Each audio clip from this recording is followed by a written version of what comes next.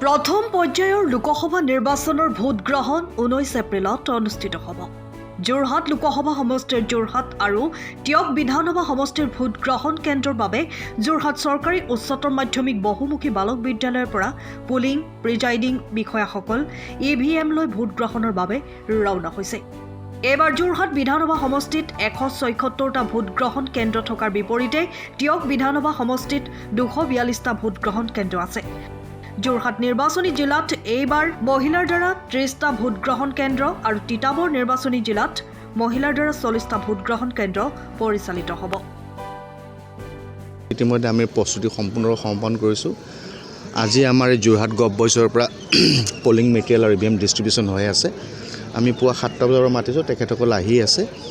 ইতিমধ্যে election commission ইণ্ডিয়াৰ guidelines মতে তেওঁলোকে আহিয়ে গম পাইছে পলিং ষ্টেচন ক'ত পৰিব।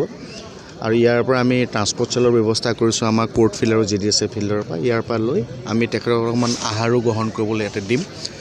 তেখেতসকল আজি যাবগৈ। আমি প্ৰায় যোৰহাট জিলাত তিতাবৰ আৰু মৰিয়নি সমষ্টিও আছে, তাত তিতাবৰ ইলেকশ্যন ডিষ্ট্ৰিক্টে চাই। এই দুইটা সমষ্টিত 4টা সমষ্টিত আমাৰ প্ৰায় 100জন ছেক্টৰ মেজিষ্ট্ৰেট আছে, প্ৰায় 24জন মান জোনেল মেজিষ্ট্ৰেট আছে। আমি তেখেতসকলক লৈ তেখেতক আমি ৰাওনা কৰাম আৰু আমি আশা কৰিছোঁ 2-3টা বজাৰ ভিতৰত পাবগৈ।